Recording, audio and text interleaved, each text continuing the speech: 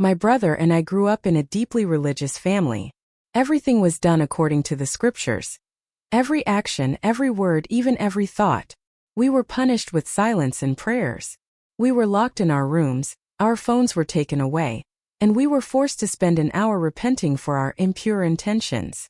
I was convinced that I was corrupt, that I was possessed by a demon just because I wore mascara, and that the longer I remained silent, the purer I would become. But the silence became increasingly difficult, and the punishments became increasingly harsh.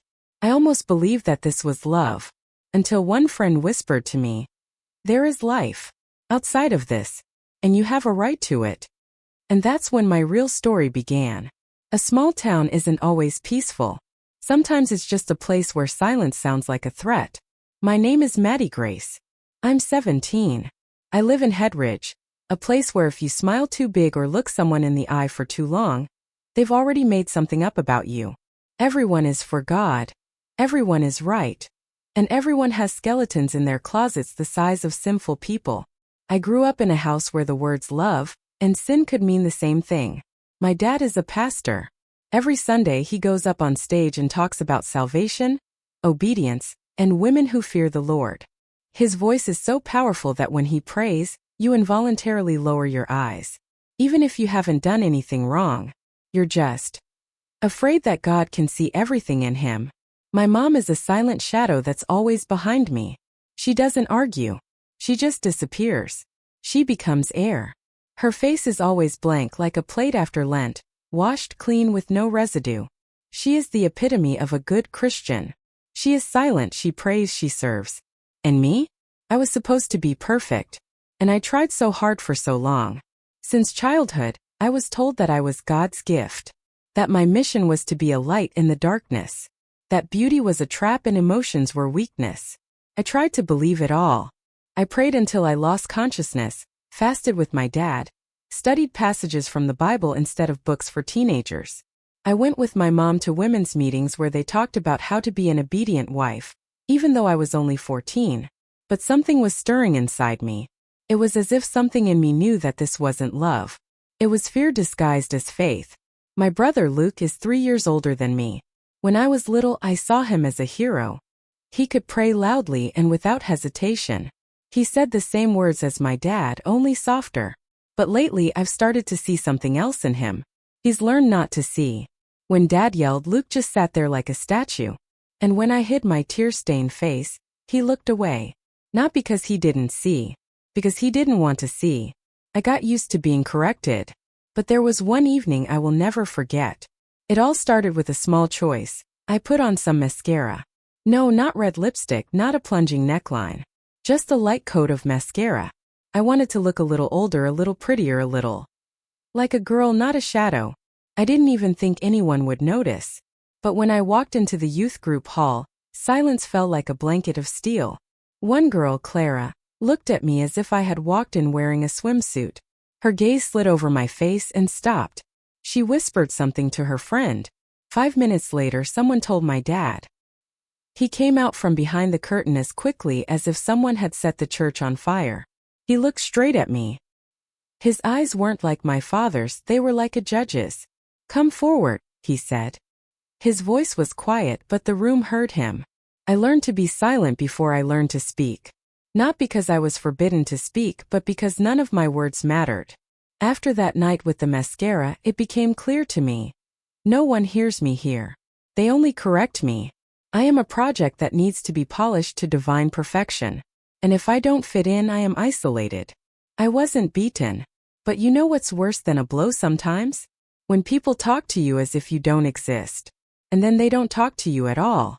The morning after the sermon, I woke up to silence. The door to my room was open, but the atmosphere was like concrete. In the living room, my mother was quietly taking laundry off the line, as if nothing had happened. Luke was sitting at the table eating an omelet. I walked past them in my t-shirt and sweatpants, and each of them lowered their eyes as if on cue. I waited for someone to say something. Something simple. Good morning, for example. Or even sarcastic. Thanks for not sticking on fake eyelashes like a demon. But nothing. I sat down at the table. There was no omelet for me. Just an empty plate. And milk without a glass. Can I? I began. Mom silently placed a glass in front of me. She didn't look at me. I felt something tighten in my chest. Silence became a weapon. And in this battle, they chose it without hesitation. Luke took his backpack and stood up. Dad said you're staying home, he said without even looking at me. His voice was even. Without hatred. But without a hint of sympathy. Do you really think I deserve this? I asked quietly. He stopped. He slowly turned around. Our eyes met. I don't have to think anything, he replied. Just listen to your father. And he left. I sat in the kitchen as if I were being interrogated. The omelet was getting cold even though I hadn't touched it. Mom was cooking something on the stove facing the wall. I could see her back straight tense. It was as if she wasn't cooking dinner but taking a test on survival.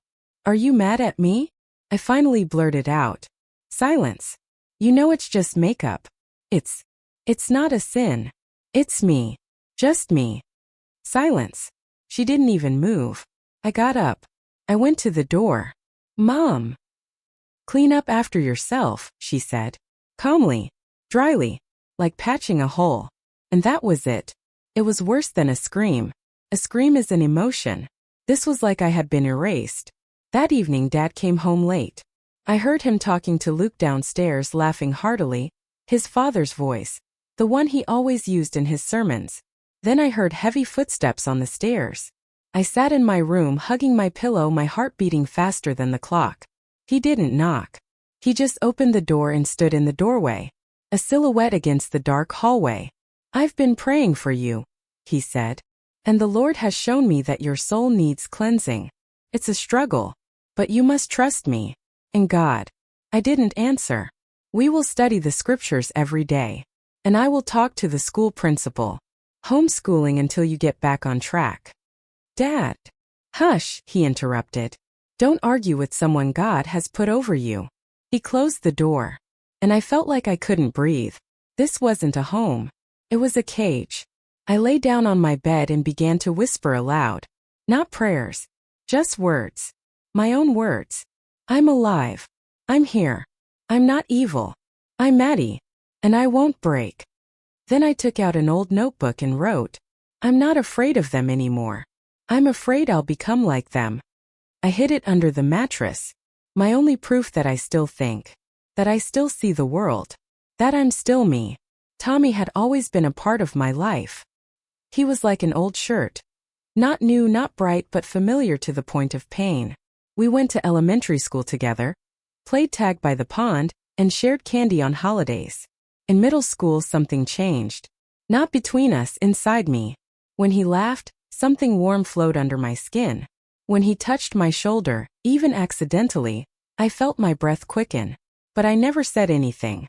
Because in my house, feelings are something to be overcome or cured. And now, when I was basically under house arrest, I thought Tommy would just forget about me. Like everyone else. But one night as I was going to bed, there was a knock on the window. It was quiet. If it hadn't been so quiet in the house, I wouldn't have heard it. I crept to the window and carefully opened the curtain. He was standing there, with a baseball cap pulled down low over his head and a backpack slung over one shoulder, and a rock in his hand. I almost screamed. What are you doing? I whispered, clutching my heart. Sure, he smiled. I need to know you're okay. I opened the window as far as the screen would allow. If Dad finds out. I know, he nodded. But I don't care. We spoke in whispers. He stood on the flower bed and I leaned out of the window. It was uncomfortable, dangerous, and pointless. But I don't remember the last time I felt so good. They took my phone, I said. I know. I texted you. I thought maybe you were ignoring me. I would never ignore you. Tommy leaned a little closer. I saw that scene in the church. Silence. I felt sick. I relived that moment, my dad's words, the girl's laughter, the burning shame. I wanted to do something, he whispered. But I didn't know how. And I got scared. I looked at him. He wasn't lying. There was no heroism in his eyes. Only guilt. You were the only one who didn't look at me with disgust, I said. And he lowered his head. Quietly, slowly. Maddie, I don't want you to stay there. In that house. With them. Where should I go? It's not that simple. Maybe not now. But we'll think of something. Silence hung between us. It smelled of nighttime dampness and grass. There was something magical about that moment. As if the world had ceased to be completely cruel. They want me to disappear, I whispered. Then we'll disappear properly, he replied. Those words cut me deeper than any sermon. He didn't say, I'll save you. He said, we. And for the first time in a long time, I believed that I had a we. The next day, the cleansing began.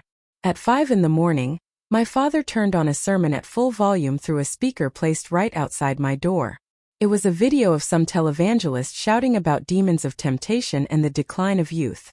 I lay under the blanket and squeezed my pillow until it hurt. My dad didn't open the door. He didn't need to come in. It was enough for him to control the sounds. Then came an hour of prayer.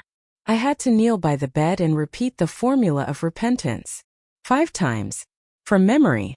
When I messed up the first time, my dad just stood silently behind the door and didn't move until I started again. My mom brought food without saying a word. She just put it on the floor, pushed it into the room without looking. Soup toast. Sometimes nothing. Luke passed me spiritual growth notebooks under the door. There were 15 of them.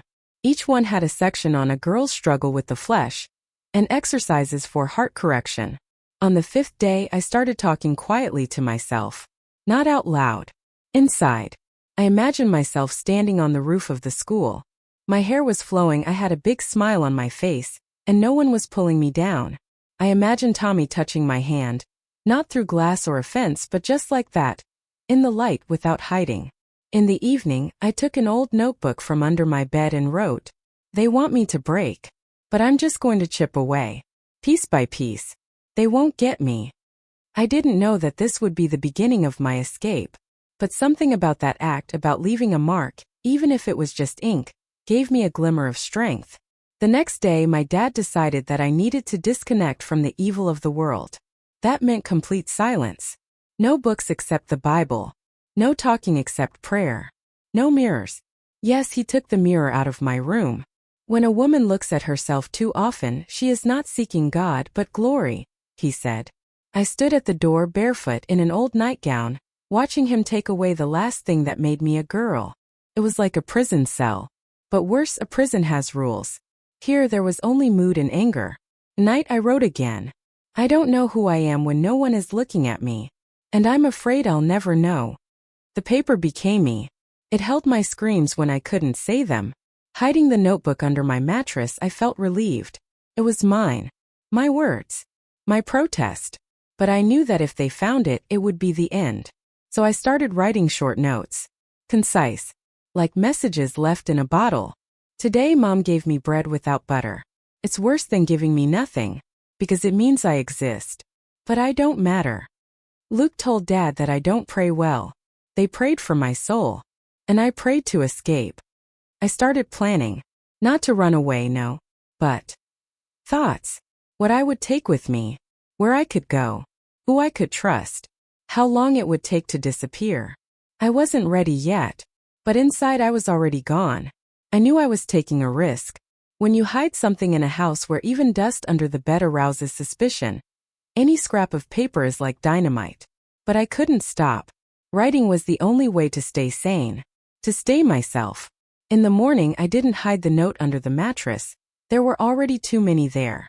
I slipped it between the pages of the Bible. Psalm 51. Where David asks God to cleanse his heart. How ironic. Mom came into the room while I was sitting on the floor, staring out the window. My hands were empty. Her face was stone. She brought clean clothes and put them on the bed.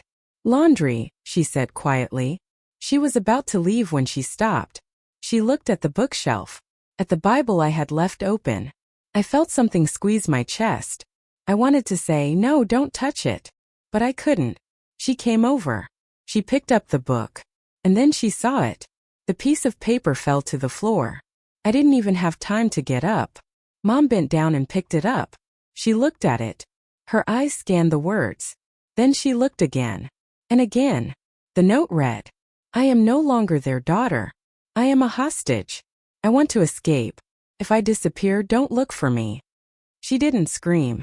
She didn't tear up the paper. She just left. Without a word. I sat motionless. For a minute. 2. 5. Maybe she would burn it. Maybe she would hide it. Maybe she would just forget about it.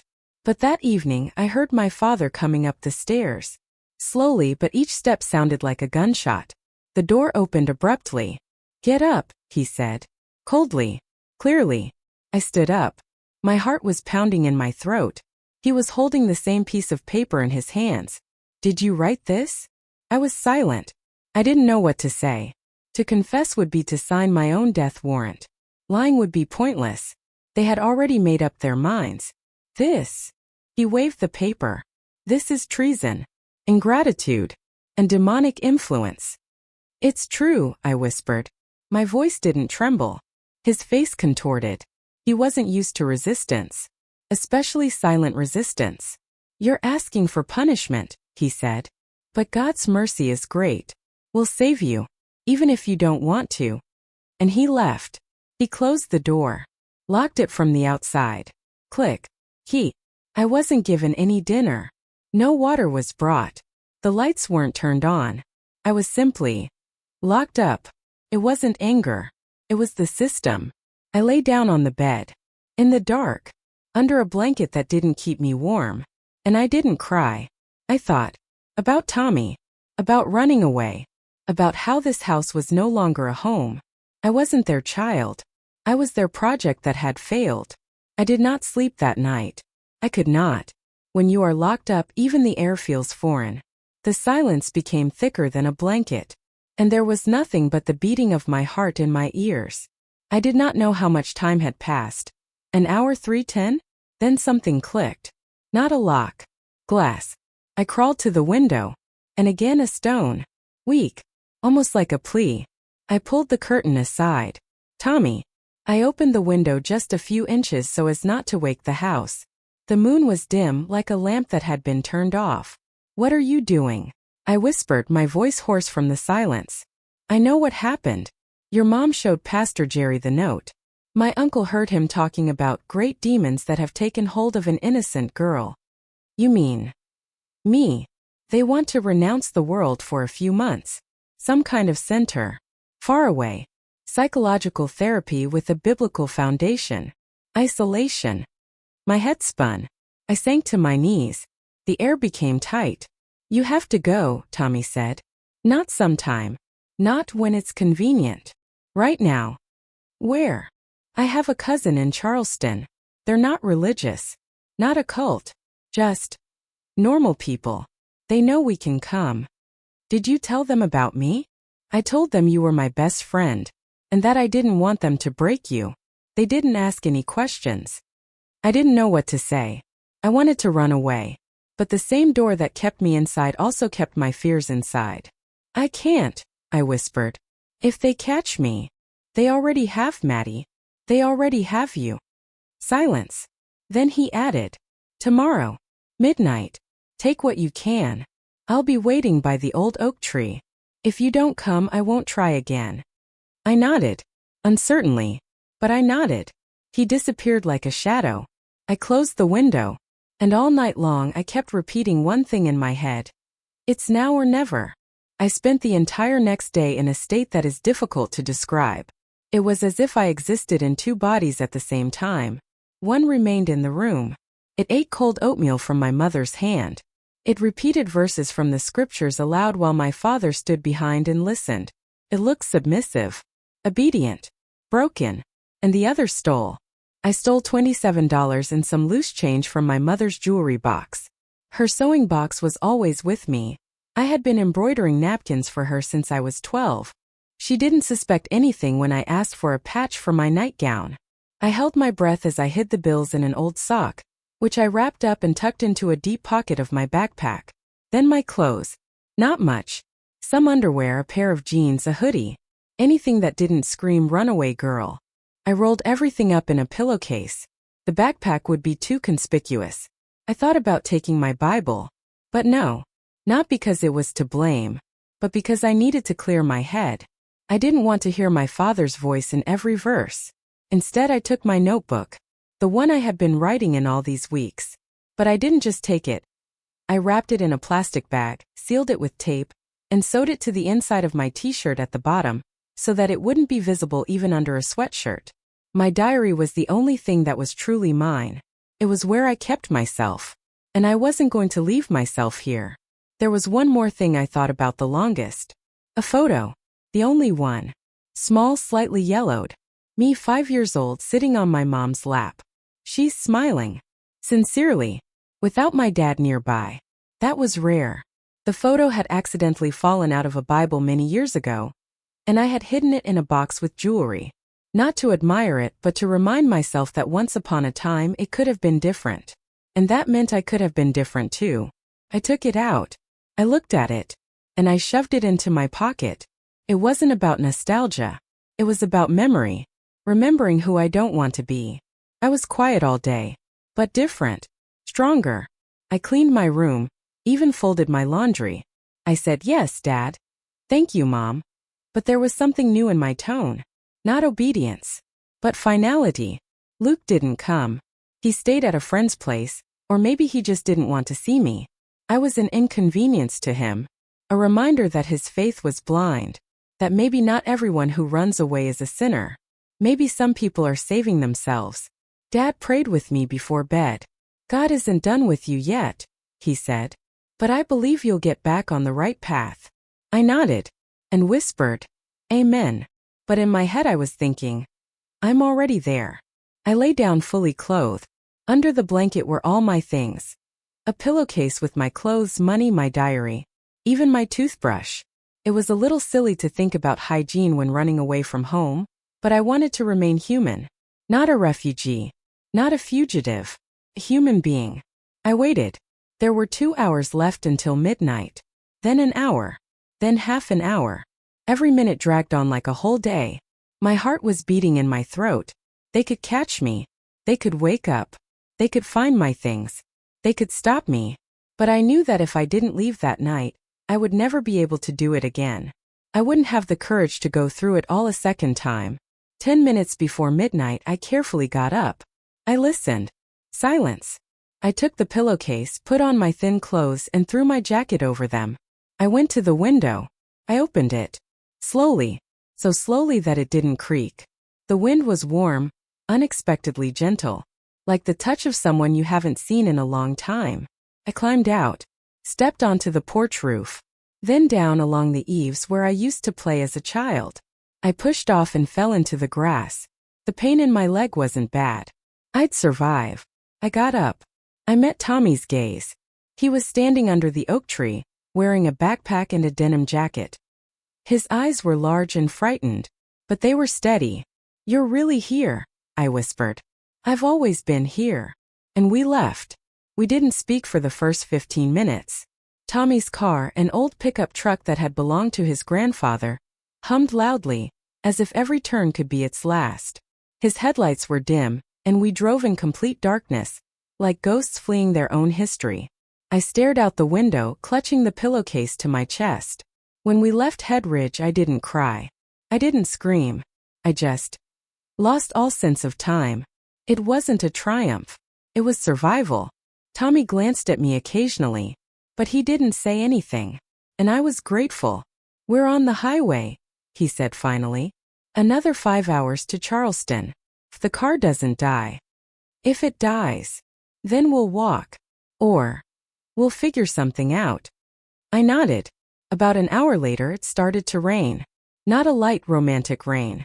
The kind that makes you feel like the sky is trying to wash the earth away. The windshield wipers screeched like the cry of a wounded bird. Visibility was almost zero. The rain was pounding on the roof so hard that it felt like a warning, not a storm. "Tommy." "I know. I'll stop if it gets worse." "It's already worse." He pulled over to the side of the road, and just then the engine sputtered and died. 1, 2, 3 sounds in silence. "Seriously?" I raised my eyebrows. "Well, it's..." He tapped the dashboard. "Expected." We exchanged glances. For the first time that night, they were ironic. "Are you kidding? Me? I'm an optimist." We're stuck in the middle of nowhere. In the middle of a downpour. Without a car. Without food. Without a clue. But we're not in Head Ridge anymore, he said. And that's a victory at least. We got out of the car. The rain was like a slap in the face. It knocked the wind out of us and soaked us instantly. We ran aimlessly just forward, guided by the light of a single street lamp flickering in the distance. By some miracle, we stumbled upon an old roadside diner called Darla's Diner. The sign was flickering as if fighting the urge to give up. We went inside and the warmth hit our faces like a blanket. Inside there were wooden benches, linoleum like in the 80s, and the smell of fried bacon and coffee. The woman behind the counter, who looked to be about 60 with white hair tied back in a ponytail, looked at us and didn't seem surprised. It was as if we weren't the third customers that night. "You're from Head Ridge, right?" she asked. Tommy and I exchanged glances. "What is it written on our foreheads?" "Your eyes," she said. "They're scared. But not of the storm. Something else." We were silent. "I'm Gloria. Sit down. There's hot soup left. It's a sin to turn away those fleeing the devil." I sat down. Tommy sat down next to me. We didn't look at each other. Gloria brought the soup. It was spicy. Homemade. I picked up a spoon and my hands trembled. From hunger, from nerves, from everything. "Are you the first?" "What?" I asked. "From your generation." I didn't answer. "I've seen people like you," she said. "Preachers' children. Children of saints. They run away, but they can still hear the voices for a long time. The ghosts don't go away, child. They have to be burned out.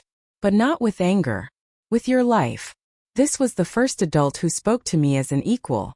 Not as a problem. Not as a tool for salvation. Just as a human being. I couldn't take it. I cried. Right there. In a strange cafe. With a spoonful of soup in my hand. Tommy silently put his hand on my shoulder.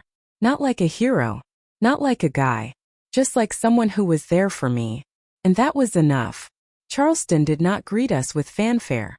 There was no blinding sun or enchanting music like in movies about escapes. It was gray. A little damp. And quiet. Dangerously quiet.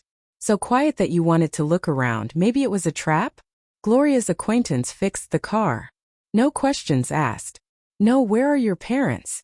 Or, "What are you doing on the highway in the middle of the night?" Just, "I've seen worse. Good luck." We got to Rena and Marco's house late the next evening. It was a small house with a porch hung with potted plants. As if someone had deliberately wanted to make the place look lively. I didn't believe that such simple, non-aggressive places existed. Rena opened the door barefoot. Short curly hair, a t-shirt with "Don't touch my plants" written on it, a cigarette between her fingers. "Are you Maddie?" she said without looking up. "You look like you've been run over and spat out. Come in." I stepped over the threshold and waited for something. A command. An explanation. Permission. But there was nothing. Just the smell of coffee and the sound of a guitar from the next room. "That's Marco," Rena said. "He doesn't talk much. But he's a great listener." Marco nodded at me from behind the door. He was wearing headphones and had a slight smile on his face. No judgment. No scanning. I was shown into a room small but with a bed. A real bed. With a blanket. And a window. No bars. No door lock. "You can put your things here. The bathroom is on the right. The shower works. Food is in the fridge. We're not your parents. And we won't be." "What?" I didn't even understand if it was a joke. "I'll write it on the door if you want." Rena shrugged. "Our rules are simple. Respect, honesty, and no chewing on ficus trees. The rest is up to you."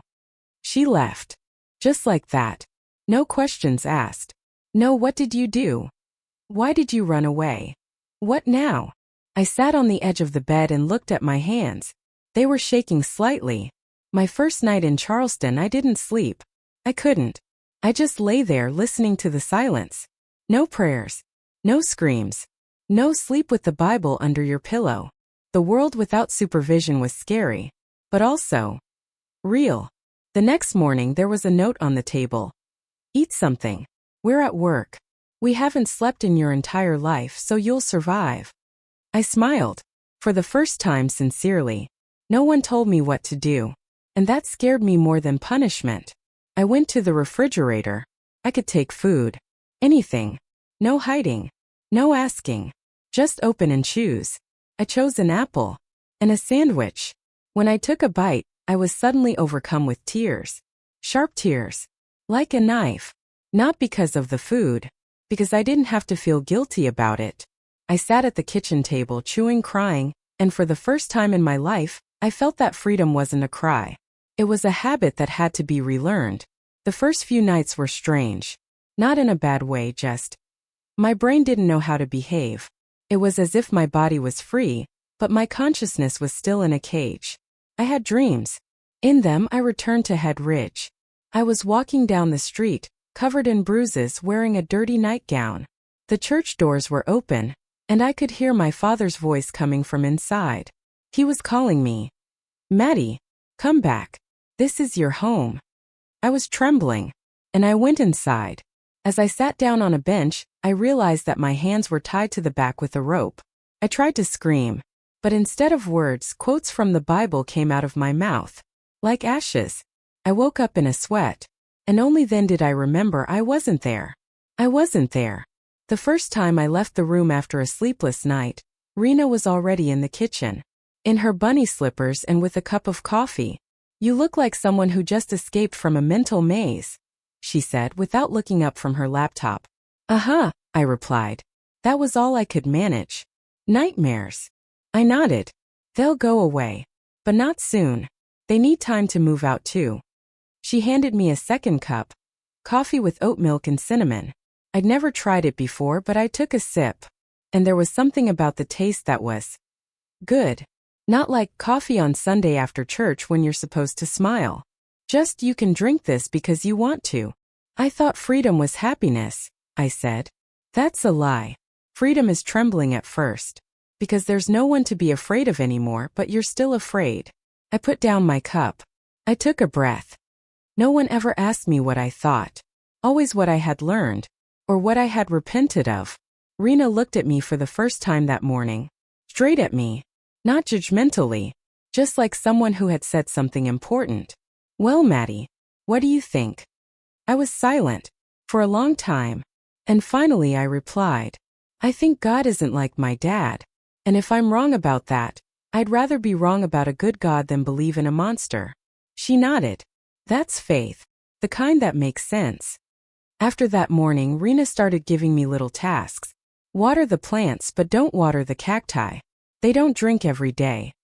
Arrange these books in the store by color. Because by genre has already been done, and it's boring. Turn up the music on the player. It's too quiet in here.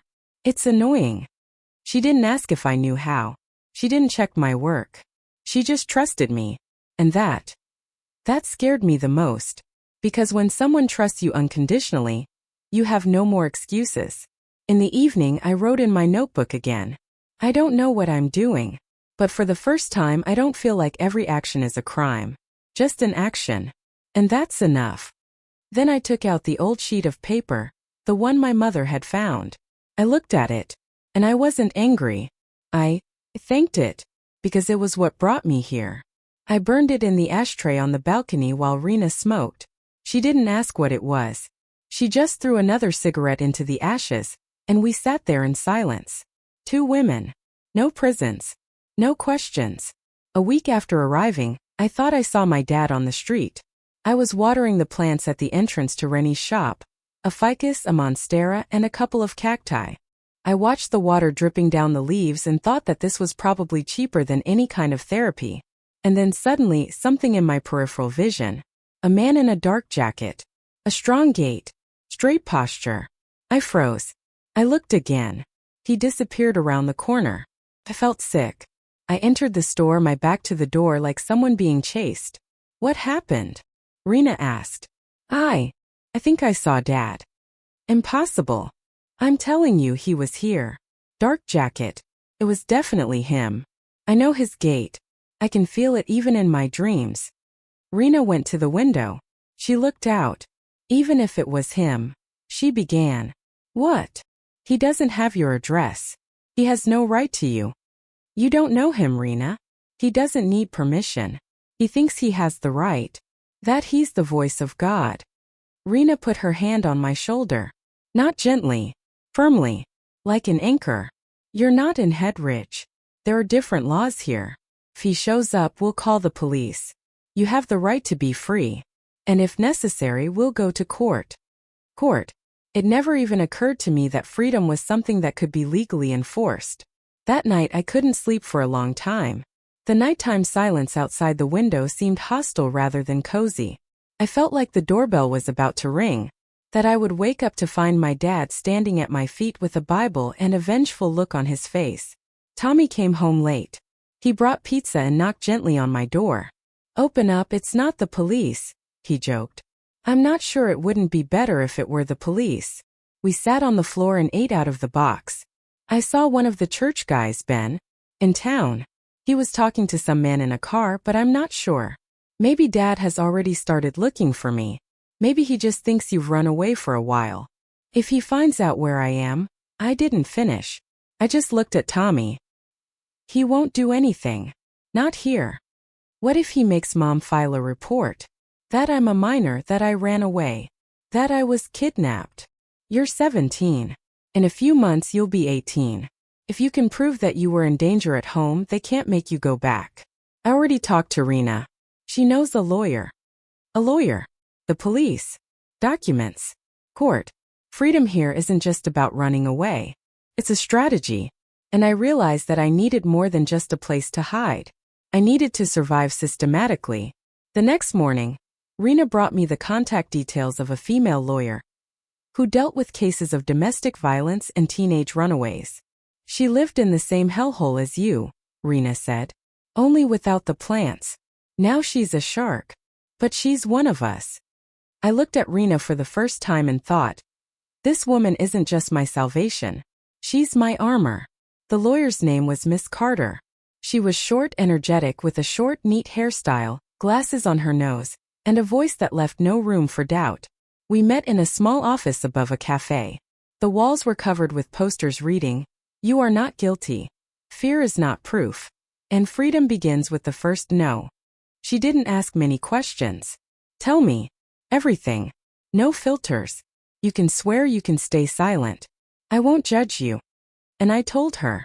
About my preacher dad. About spiritual correction. About isolation. About the letter that led to my imprisonment. About my escape. About my fear of being found. About how I still feel like I have to justify myself even now. Miss Carter listened. She wrote something in her notebook. She didn't interrupt. This is classic religious control, she said after a pause. And it's abuse. You have a chance to get official protection. We can file a restraining order. And if your dad does anything, the police will already be notified. But I'm still a minor. You're 17 and a half. That means you can be considered emancipated if you can prove that you live on your own, have a job, or have a stable environment. You have a roof over your head, support, and the opportunity to get an education. What if my mom signs something? That I'm lost or not myself? We'll anticipate that. We'll cover our bases. But you have to be ready.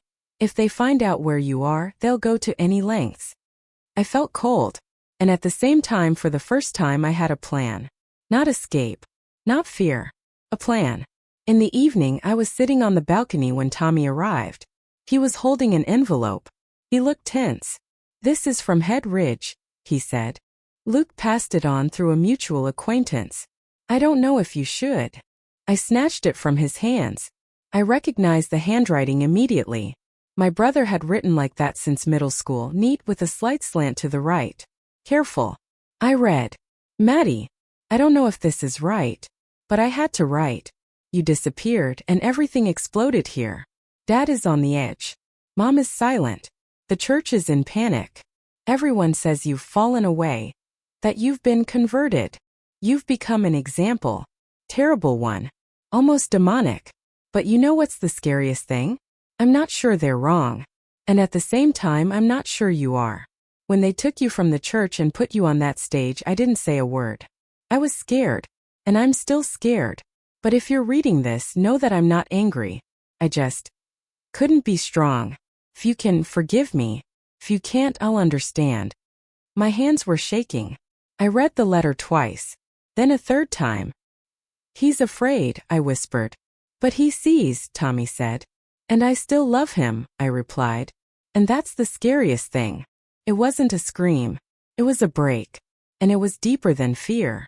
A month had passed since I ran away. A month of freedom, which was also the most difficult month of my life.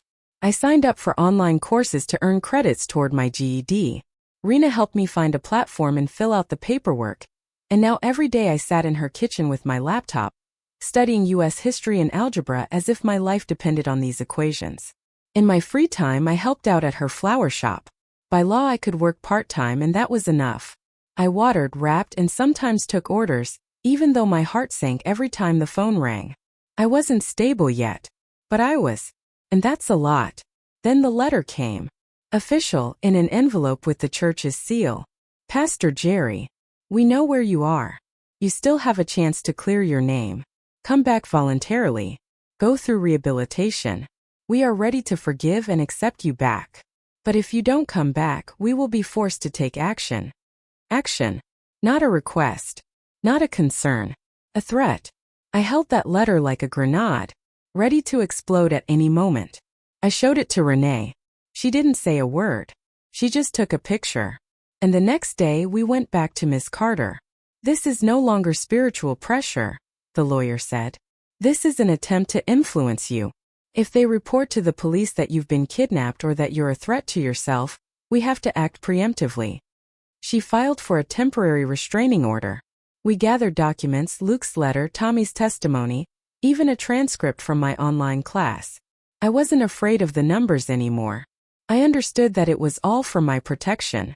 But the climax was still to come. One evening, as I was returning home from the store, I noticed a car outside the house. Black, with the windows rolled up, and a face behind the glass. Mom. I froze. Tommy was just leaving the house. Maddie, go back, he whispered. It's them. Don't go near them. But it was too late. The car door opened. My dad got out. Daughter, he said. His voice was firm, preachy, but his face was like stone. You have to come back. We'll forgive you. Everything will be like it was before.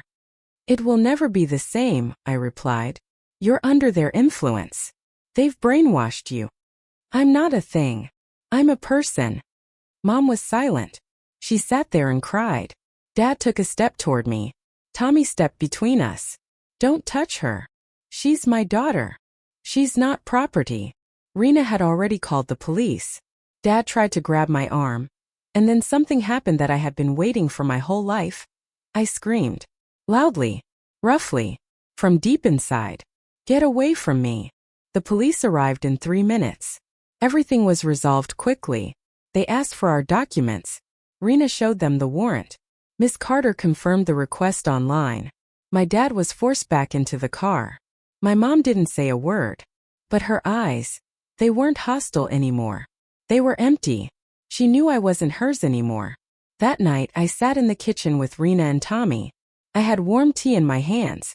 For the first time in a month, I wasn't shaking. You won, Rena said. No, I replied. I just survived. That's winning, Maddie, Tommy said. That's what it is. The court was not like in the movies. There were no loud statements or tears on the dock. Just an office room, a little too cold, a little too quiet, with plastic chairs and a clock that was in no hurry. Miss Carter conducted the case confidently. She submitted all the documents. Letters, testimonies, even those photos from Head Ridge where I was publicly humiliated on stage. I couldn't look at them. The judge, a woman in her 50s with sharp cheekbones and a voice that seemed made for truth, asked few questions. She read for a long time. She looked at me through her glasses. Are you sure this is what you want? She finally asked. Complete emancipation? No possibility of returning to your parents' custody? I nodded. I didn't just run away. I survived. And I don't want to be someone's project again. The judge was silent for a long time. Then she signed the documents. From this moment on, you are a legally independent person. Your case will be closed. If your parents try to pressure you, They will be held criminally liable. Signature. Stamp. My freedom was real. Not just a thought. Not just a hope. Fact. Tommy was waiting for me outside the building. We didn't hug. We just sat on the steps and didn't say anything. Like after a long war. What now? He asked. Live, I replied. And study. And sleep without fear. That sounds like a plan. That evening, I received a message from Luke. I talked to my mom. She's not herself. Dad says you're cursed. But she just stays silent. I don't know if I can stay there anymore. Maybe I'll leave. Maybe I'll just try to think again. I dream about you. For the first time as a person, not a shadow. Forgive me if you can. I stared at those words for a long time. I replied briefly. We were both surviving as best we could. And this isn't the end. If you decide to, there's a room here. It's small. But it's real. I didn't wait for a reply. But I knew. Now I wasn't running away. I was home. The last few weeks passed unexpectedly calmly. Work, classes, the balcony with plants, evenings with Rena, laughter with Tommy, new songs on my headphones. I started writing poetry. About rain. About silence. About freedom that hurts but nourishes. My diary was no longer a complaint. It became a chronicle of life. One morning I woke up before my alarm. The sun was shining through the window. Birds were actually singing without any metaphor. On the windowsill was my jasmine. Small. In a cracked pot. With a new shoot. I touched it. Smiled. You survived too, I whispered. 1 year. I didn't count the days. I just opened my eyes one morning and knew. A year had passed. A year since that night when I climbed out of the window with a pillowcase instead of a backpack and a heart that beat only with fear. I was already different. I had a diploma. Small electronic but mine. I had an official job. Not in a flower shop but in a coffee shop, where I memorized the orders of regular customers. I had friends. Not many. But real ones. I even wrote. I published short poems in an online magazine. One of them was shared by a teacher who once taught people like me, those who had fallen but not broken. And here I am. In Head Ridge. Not in the city itself. Nearby. In the next town. A small cafe with an open mic. They held young voices evenings. They invited locals. I applied. Under my real name. They invited me. The microphone stood on a small stage. Next to it were 2 lamps. The hall was half empty. But I wasn't afraid. My heart was beating steadily. I didn't run away. I came. I went on stage. I looked out into the hall. Rena was sitting in the front row. She was wearing glasses and had a new hairstyle. Next to her was Marco. And Tommy. He was holding a pot of jasmine. The same one. Now big and blooming. And one more face. Luke. Our eyes met. He nodded.